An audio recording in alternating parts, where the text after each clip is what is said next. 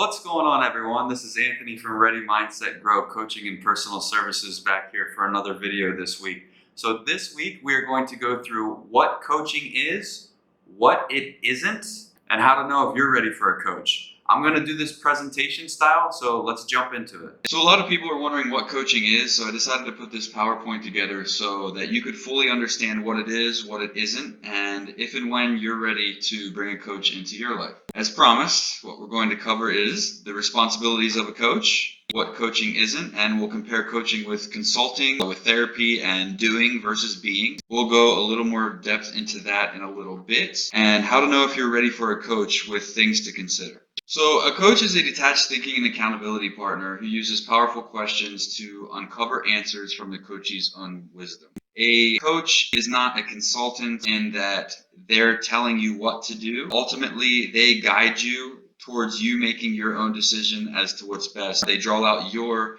inner wisdom. The thoughts and answers come from you, so you feel more empowered and inspired to take action. A coach has no attachment to a specific outcome. We believe that only the coach knows what's best for himself deep inside.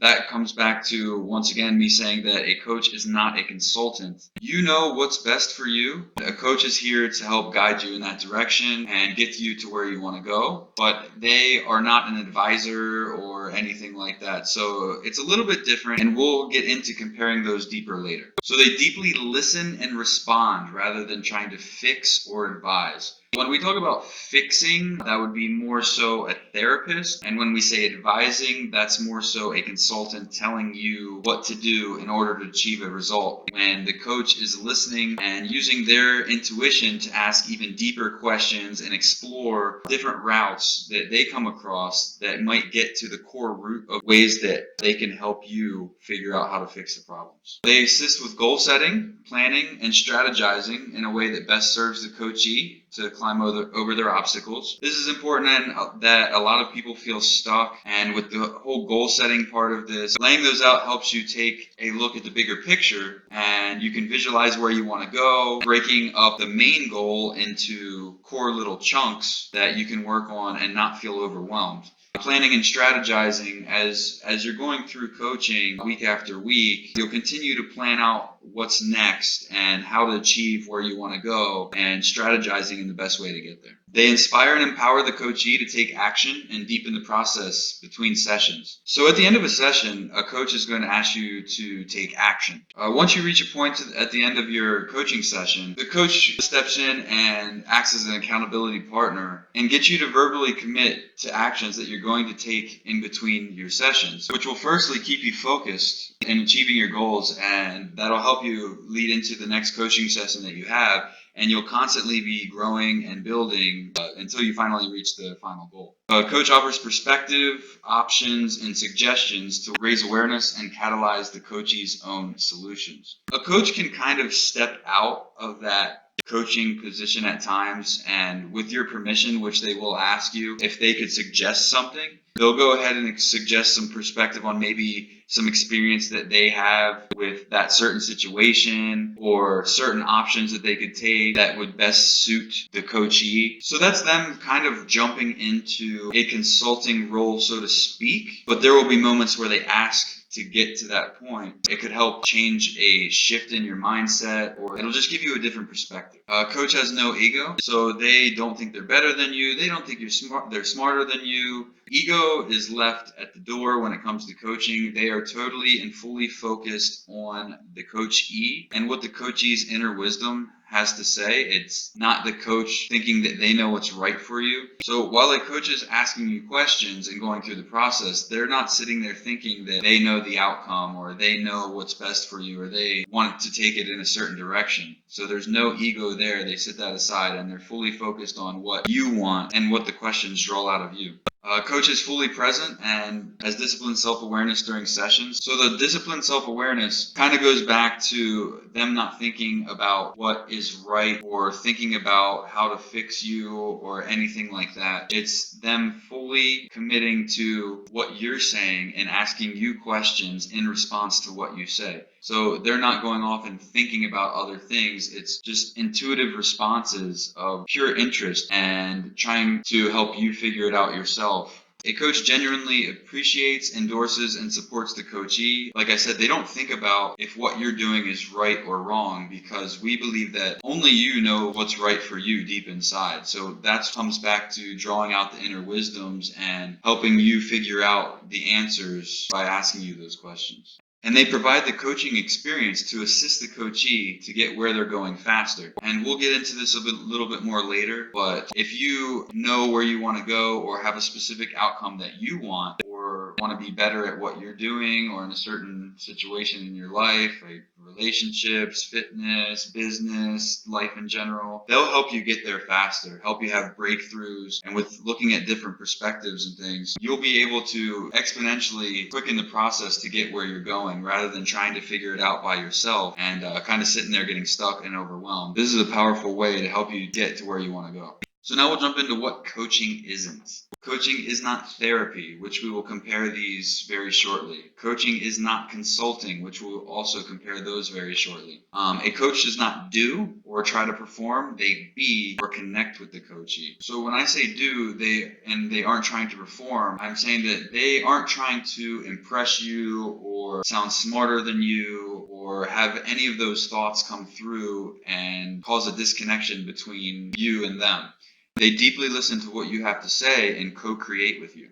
Coaches do not need to know more than their clients. They don't feel smarter than you. They don't feel like they need to be smarter than you. They don't need more knowledge in your area of expertise to be able to help you get to the end goal. Coaches do not manipulate or take advantage. This goes with before having you as a client and after having you as a client. Before, they don't manipulate you into buying their services and talking themselves up and things like that. They perform sample sessions so you can make your own determination whether or not that their services are what you need. And when it comes to you already being a client, they don't try to manipulate their sessions in a way that they drive you to a certain conclusion or, like I said earlier, think they know what's best for you. They let it come out of you yourself. So coaches do not take responsibility for the coachee's feelings, decisions, actions, or successes. This is totally on the coachee. The coachee is the one that takes action. The coachee is the one that creates their own success, feels how they feel, makes their own decisions. A coach does not force anything on them at all. We empower the coachees, and the coachees are the ones that create the results. Coaches do not do the work for the coachee. This jumps back into a coach not being a consultant. A consultant might come in and provide all of these tools for you to be able to get where you're going, but a coach empowers the coachee to do the work themselves. So they take ownership of it and feel more prideful after everything's all said and done. And they can look back and say, I am capable of doing this. Look at everything I've accomplished. Coaching versus consulting. So consultants advise, coaches guide. We just kind of talked about this, but consultants advise in that they give you processes and put the processes in place to help you achieve a certain goal that you're asking of them. Coaches assist in guiding the coachee to their own solutions. Consultants are results focused, coaches are people focused. The consultant comes in and is hired to achieve a certain result. Coaches come in and completely focus on the coachee and what their desires are and drawing out their inner wisdoms into creating a solution and moving the needle in the direction that they want to go. Consultants produce a certain outcome. Coaches support while the coachee achieves a certain outcome, which is what we just talked about. Coaching versus therapy. So a therapist's clients want or need professional help with healing, recovery, and issue resolution, whereas coaches work with coachees who want a detached partner to help enhance their lives through action. We as coaches do not have to be doctors. We all do not have PhDs in psychology or counseling or anything like that. And if you are a psychologist or a counselor, you really need to put that aside when coaching and listen to your clients without diagnosing, treating them, or trying to read their psychological profile. So that could be tough for if you're actually a psychologist and differentiating the difference between the two. Therapists are experts in medical and behavioral sciences trained to treat diagnosable conditions, where coaches use powerful questions and reflection to highlight strengths, areas of need and development, and help coachees uncover their own wisdom and solutions. There's a big difference there when it comes to licensing and things like that. As coaches, we go through courses and get certified to be coaches and things like that, but therapists actually have degrees and have to legally have licenses to be able to do what they do. Therapists are required to keep their personal thoughts and feelings removed, whereas coaches use personal disclosure as a tool to catalyze and challenge their clients. And we talked about this a little bit earlier when we said that coaches offer perspective, insight, and suggestions towards the end of a session. Doing versus being. So the best way for you to understand this is to compare the two together. As a coach, you want to be on the being side of this table here. Instead of doing coaching and forcing it and trying to put on a performance where you're trying to impress the client, you want to be present with the coachee, no distractions, fully focused on what they have to say, deeply listening. One of the parts of our job description is being professional listeners. The next one is trying to solve problems, whereas a coach should be drawing solutions from the coachee's wisdom. Thinking about what to say as compared to deeply listening to the coachee. Selling the concept of coaching as compared to providing value with sample sessions. And this comes back into manipulating people into trying to buy your services. Instead of trying to sell someone on the concept of coaching where they can't really understand it unless they experience it themselves. And that's how a coach provides value and really opens the person's eyes to how powerful coaching can be. Attempting to manipulate others into buying as compared to believing in the value of what you have to offer. Attached to certain outcomes as compared to open-mindedness. Being open-minded is huge. If you have a closed mind, you are not ready for coaching, which we will get into later. You have to be able to look at different perspectives and you have to be open to trying new things and going different routes to try to achieve the desired outcome. Feeling overwhelmed with the process compared to trusting the process. A coach doesn't let fear and self-doubt and limiting beliefs like that overwhelm them and discourage them from being a coach. They trust the process and believe what they're doing is the right thing, and they keep pushing forward. How to know if you're ready for a coach. Here we go. You are someone who is a go-getter, ready with an open mind. Realize that no one can do it alone. And you are enthusiastic about personal development and bettering certain areas in your life. This is very, very important. You cannot be a low energy person that does not understand the importance of personal development and be coached. It just does not work. You have to be ready to be coached in order for this to work. You have a vision of an ideal outcome of somewhere you'd like to go or someone that you'd like to be, and you want to get there faster. Having someone else there to help you exponentially speeds up the process of getting where you want to go. It's like they say in that old saying, 2 is better than 1. This really brings out the best of you and can help you get where you want to go a lot faster.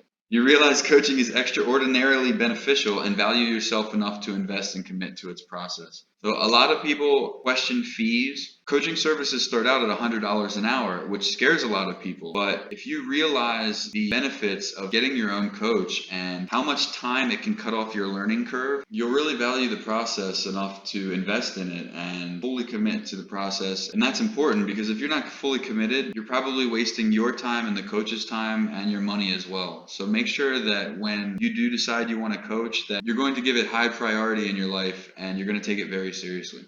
So some things to consider when you're on the fence about hiring a coach. Is there an area in your life that is lacking or making you unhappy? Are you ready to be great at what you do or take it to the next level? Do you lose motivation or fall off the wagon when it comes to staying consistent over time? Do you feel overwhelmed with something that is keeping you from reaching your goals or a certain level of happiness? Are you having trouble putting things in perspective? Do you have self-limiting beliefs that sabotage your efforts? And the cost of not hiring a coach compared to what value a coach could bring to your life.